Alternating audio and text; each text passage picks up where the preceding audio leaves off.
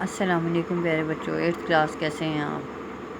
بیٹا آپ لوگ اپنی اردو کی بک کا پیج نمبر 36 کھولیں، جس میں آپ کے پاس سبق ہے پنچایت۔ منشی پریم چند اس کے مصنف ہیں، جو کہ یہاں پہ منشی پریم چند کا افسانہ آپ پڑھ رہے ہیں، اور ہم جو ہے یہاں تک پڑھ چکے تھے پیج نمبر 37 تک یہاں۔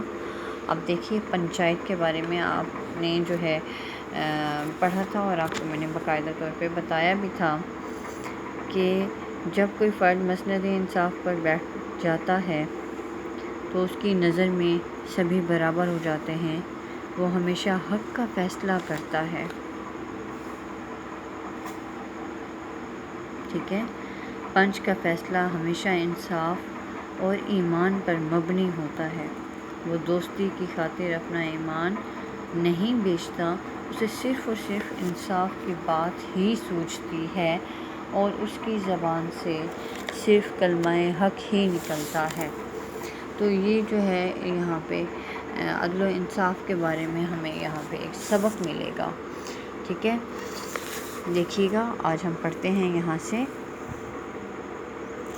شام کو ایک پیڑ کے نیچے پنچایت بیٹھی، درخت کے نیچے ٹاٹ بچھا ہوا تھا، حقہ پانی کا بھی انتظام تھا، بندوبست تھا۔ یہ سب شیخ جمن کی مہمان نوازی تھی۔ وہ خود الگو چودھری کے ساتھ دور بیٹھے حقہ پی رہے تھے۔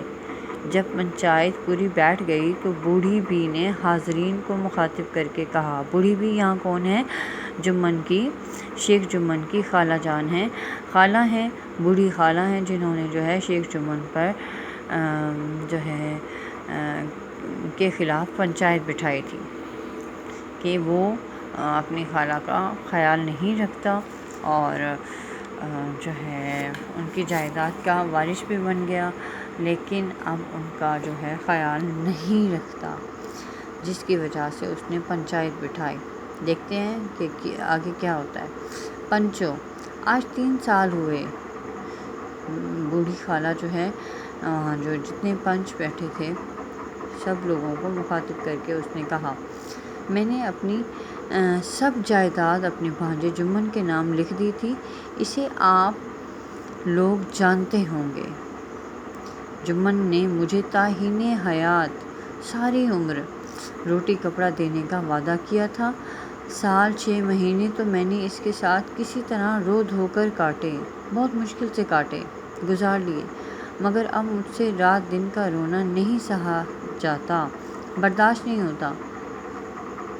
مجھے پیٹ کی روٹیاں تک نہیں ملتی، مطلب کھانے کو خوراک نہیں ملتی۔ بے کس بیوہ ہوں، بے سہارا ہوں، شوہر نہیں ہے، تھانہ کچہری نہیں کر سکتی سوائے تم لوگوں کے، اور کس سے اپنا دکھ درد روؤں؟ تم لوگ جو راہ نکال دو اس راہ پر چلوں، اگر میری برائی دیکھو تو میرے منہ پر تھپڑ مارو، جمن کی برائی دیکھو تو اسے سمجھاؤ، کیوں ایک بے کس کی آہ لیتا ہے، بے سہارا کی آہ لینا، بد دعا لینا۔ رام دھن مصر بولے، جمن میاں پنچ کسے بتتے ہو، مطلب کسے پنچ بناتے ہو، آپ مقرر کرتے ہو، ابھی سے طے کر لو۔ جمن نے حاضرین پر ایک اڑتی ہوئی نگاہ ڈالی، تیز نگاہ، تیز نظر، دلیرانہ انداز سے کہا،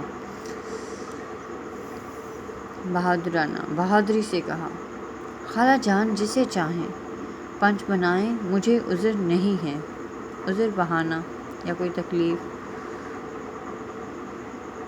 خالہ نے چلا کر کہا، ارے اللہ کے بندے، تو پنچوں کے نام کیوں نہیں بتا دیتا؟ جمن نے بڑھیا کو غضبناک نگاہوں سے دیکھ کر کہا، غصے سے بھری نگاہوں سے، اب اس وقت میری زبان نہ کھلواؤ، جسے چاہو پنچ بنا دو۔ ٹھیک ہے، خالہ نے جمن کے اعتراض کو تاڑ لیا، سمجھ لیا، اندازہ لگا لیا، بولی، بیٹا خدا سے ڈر، میرے لیے کوئی اپنا ایمان نہ بیچے گا، اتنے بھلے آدمیوں میں کیا سب تیرے دشمن ہیں؟ سب شریف لوگوں میں، اور سب کو جانے دو، الگو چودھری کو تو مانے گا، جمن فرتے مسرت سے باغ باغ ہو گئے مگر ضبط کر کے بولے، الگو چودھری ہی سہی۔ الگو چودھری شیخ جمن کا گہرا دوست تھا۔ میرے لیے جیسے رام دھن مصر ویسے الگو کوئی میرا دشمن نہیں ہے۔ الگو بغلیں جھانکنے لگے، بہت زیادہ شرمندہ اور پریشان ہونے لگے، اس جھمیلے میں نہیں پھنسنا چاہتے تھے۔ جھگڑے میں معترضانہ انداز سے کہا، اعتراض کرتے ہوئے کہا، بوڑھی ماں تم جانتی ہو میری اور جمن کی گہری دوستی ہے۔ خالہ نے جواب دیا، بیٹا دوستی کے لیے کوئی اپنا ایمان تک نہیں بیچتا، پنچ کا حکم اللہ کا حکم ہے، پنچ کے منہ سے جو بات نکلتی ہے وہ اللہ کی طرف سے نکلتی ہے۔ یہ خالہ نے جو ہے جی بیٹا، یہ خالہ نے الگو چودھری سے اس طرح سے کہا تھا۔ آج ہمارا سبق یہاں پہ کمپلیٹ ہوا۔ ہم انشاءاللہ اگلا جو ہے سبق نیکسٹ لیکچر میں پڑھیں گے۔ آئیے ہم اس کے چند الفاظ میں نے آپ لوگوں کے لیے لکھ رکھے تھے، ہم پڑھ لیتے ہیں۔